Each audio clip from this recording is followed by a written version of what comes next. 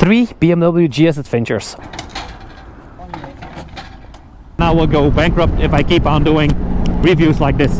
Yo guys, welcome back to the channel and welcome back to yet another video. Smokey, why is there foam and why is there a GS trophy with the ACES system? Well, I've just been cleaning this with the Smokey Bubbles because it's a press fleet bike and I made it very, very dirty. So I had to clean it up just a little bit, taking it back to Brussels to the press fleet where it belongs so it can get to the other press fleet guy. First one in the country, BMW GS 1300 trophy, and I got it. Thank you so much BMW for that. Don't really need that.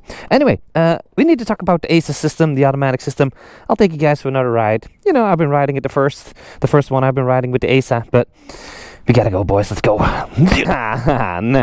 A normal occasion I would jump on, but this is a little bit more of a special bike.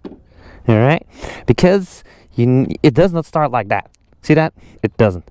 It's like a scooter. You have to hold the front brake, and it starts like that. Now I can kick like this all the freaking time as much as I want. As you can tell, it's not going into gear because I'm not holding the brake. You need to hold the brake like that. Anyway, we gotta get our asses to Brussels. So we hold the brake, we kick it down. Pow! Now it's in one manual. Push it one time, and it's in one drive. All right, let's go. Saw this dude standing at the light asking for money. His Rottweiler tied to a pole. And I got like 400 or 500 euro just in my wallet, doing absolutely nothing. Here you go.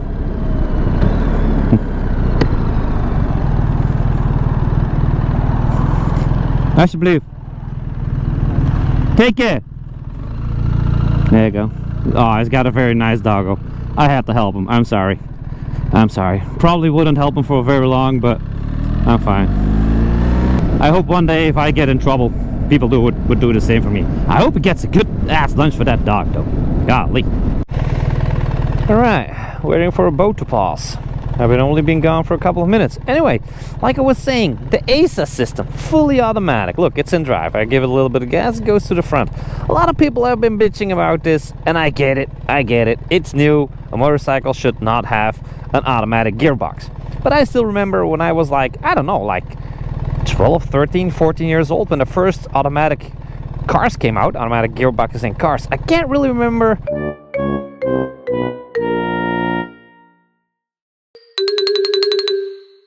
I do think they were with an Audi, they were like 4,000 or 5,000 euro more expensive. Times have changed, and a lot of people that have been bitching about an automatic gearbox on a motorcycle actually drive an automatic car. And they also been bitching about an automatic gearbox probably 20, 25 years ago. So times are changing, times are evolving, and yeah, believe it or not, but a lot of people actually buy also like the Honda X80V. Yeah, the off-road type enduro scooter, fully automatic, 750 cc's. A lot of people buy that, like a lot of people, I mean. So yeah, this system is just a matter of time. I've been told already by a lot of dealers that I've seen the last couple of weeks. Yeah, ASA orders are really coming in hot. They're coming in hot, and I do believe with the GS Adventure there is even gonna be more automatic gearboxes going on. I'm looking really excited about in a year's time what is going to be the total numbers, or how many BMW GS Adventures are sold with or without the automatic shift assistant, ASA, automatic shift assistant, you know. So I really don't mind. My personal opinion, I don't mind. I like this. It's very comfortable. It's very easy to ride. If I do one-handed McDonald's drive-thrus, I can just do it with one hand. I don't need the other hand. And 2 days ago, a dude called me like, hey, sent me a message. He was like, hey, what's up with the ASA system, and is it any good, and this and that. He chopped off like the top of its fingers with a saw, you know, like, and some people do that. And he chopped off all of his fingers, so he has like 4 stumps, you know, so you can only do that. So you can't use the clutch. And he used to have a BMW. He was a BMW fanatic, but he had to buy the Honda DCT to keep on riding. And now he can go back to BMW. Probably not gonna do that because, you know, he has a Honda. Insider joke. A lot of people have been asking me, Smokey, how does it respond off-road? How does it react off-road? Well, I have no idea. I only took it for a small part off-road when I did the BMW GS ride out. But as far as that, I have not been taking this bike off-road whatsoever. Now, a big... Yeah, we're not gonna... Oh, that is bad. That thing is like... That's gonna take some time. That's gonna take some time for sure. So off-road, most press fleet bikes just don't have... Oh, that's gonna take some time for sure. Most press fleet bikes just don't have Novi tires on them. It's as easy as 1, 2, 3. If they would put like very aggressive Novi tires on it, it's probably gonna... Yeah, what in the world is everybody doing here? God dang it, what is wrong with you people? A lot of people are gonna take the press fleet bikes off-road and like very badly off-road, and that is gonna turn into a lot of destroyed bikes and a lot of hullabalooza. Might also be like Smokey is taking the bike, put some road tires on it because he's gonna take any bike off-roading that we give him. Yeah, if they would put Novi tires on an RT, I would even take an RT or a K1600 GT off-roading. I seriously don't care. I only care if my foot gets stuck underneath it. Hurts like a bitch, and I can tell I've got my foot stuck a lot of times under the bike. Anyway, another thing about this bike, there is no way you're gonna stall it. You are never ever gonna stall it. Most likely if the stuff breaks down, that actually shifts for you, probably then it stalls, but you cannot stall this bike whatsoever. It's like forward gear, it goes, even when driving. So I have found a little loophole. I have found a thing that I'm like, it's hard to fix that. But last week with the GS ride out, I did some hill climbing. Not really like hill climbing, you know, like very fast, but we did some hills, we did some hairpin turns and stuff like that. Where you go into a hairpin turn and then you go slightly up, I get the first hand, my friend. You have no idea how traffic rules work, but I can go first actually. So yeah, anyway, when you go up to a slope incline, the bike thinks it's on a flat surface, so it just shifts up to 6th gear, which is not that big of a deal because this thing has a shitload of torque. 1300 cc's, 145 horsepower and like 140-ish newton meters of torque. This thing will pull through, but like now it shifts like, look, it goes to 5th and it will probably shift to 6th in a couple of seconds. There we go, it shifts to 6th, but now I'm on a flat surface, so the bike is like, all right, I'm just gonna shift up, you know. But if you do this on an incline going up a hill, it will also shift to 6th gear. So when you're going up, it's like brr, brr, brr, and it goes very low in RPMs because it's going up. Of course, when you're full throttle, it will just shift back. Let's see if it does it right now. It's in 4th gear, full throttle. Oh, there we go. Bam, 3rd gear and it's gone. So it will do that. In the last video, some people really didn't watch the full video of it, but I have to say, if you start tinkling with your foot, for example, I go back to 4th, go back to 3rd, and now back to 4th, 5th, I put it into 6th and full throttle it does not shift back because it's like, hey, you're playing with it yourself. I'm not gonna annoy you with shifting myself for you. It takes about 5 seconds. So GS rider, and now it just starts shifting back. You see that? So now it will actually shift back. It takes a couple of seconds to do that, but eventually it will.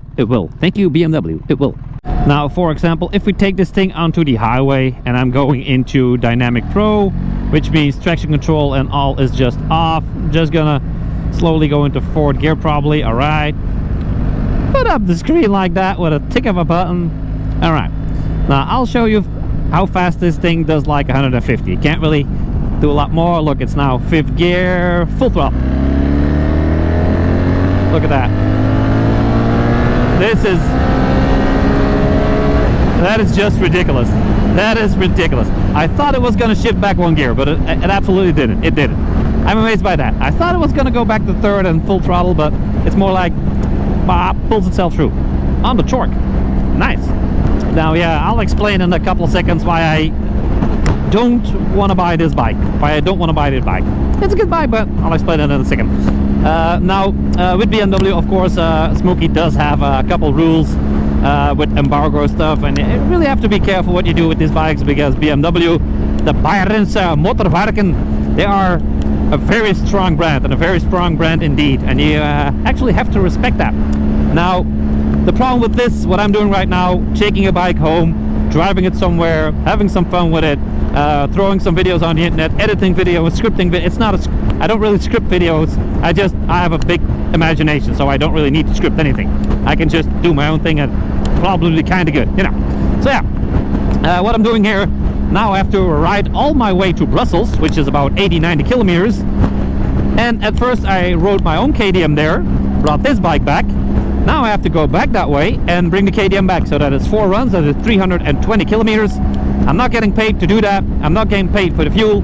So this is costing me money to do it. Not only money, also time. From time to time when I'm busy working with my students, I have students in my social media and YouTube course as well. I'll explain that in a second too. They also need some guidance and some talk here and there.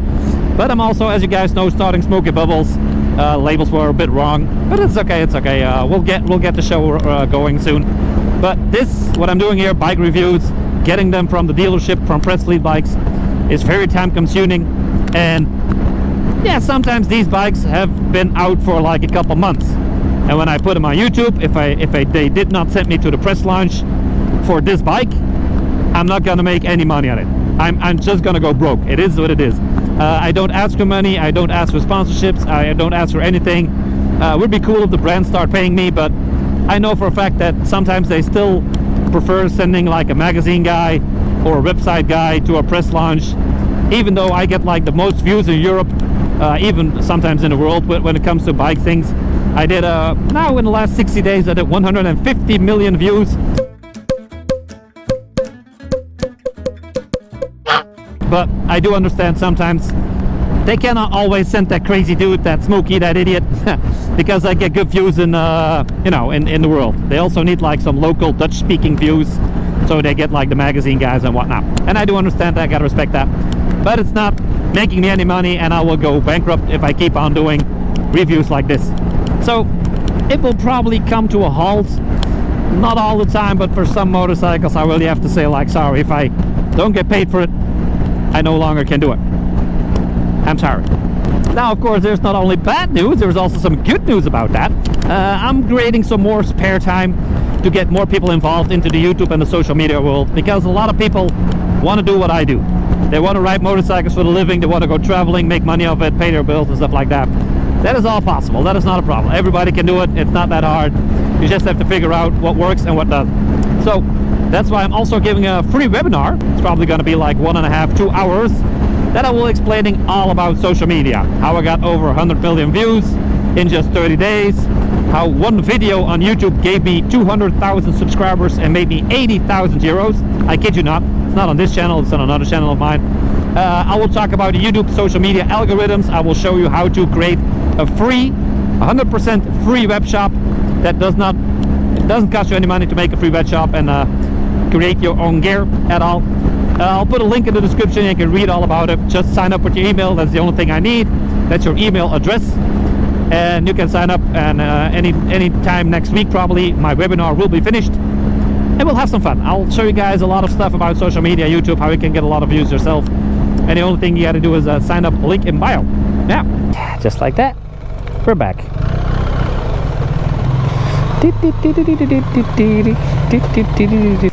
Alright, look what just arrived. 3 BMW GS Adventures, all 3 colors. Let's check that out.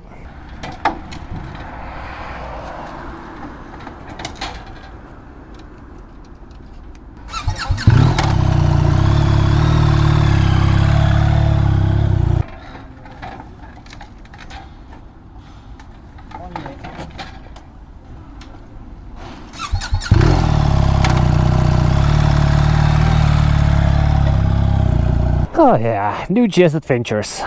These things are gonna sell like hot buns in that store right there. Anyway, back on the KTM and back home we go guys. I hope you guys liked today's adventure. Make sure you like, subscribe, because Malaga, 21 October, Malaga, I'll be riding the new adventure in Malaga. I always forget if it's in Spain or it's in France. Anyway, getting my ass home. Thank you all so much for watching, and I'll see you guys in the next one. Peace, drive safe, see ya. Hey everyone, if you're building your own personal brand or want to do YouTube full-time as me, as you can tell by the play buttons in the back right here, make sure you check out my free masterclass where I will teach you the tips and tricks how I got 100 million views in just 30 days. Link in bio, free to sign up, nothing to lose. No spam, no weird stuff, only good tips. And if you want to see my favorite video, it's right over there. Want to see the next video, it's right over there.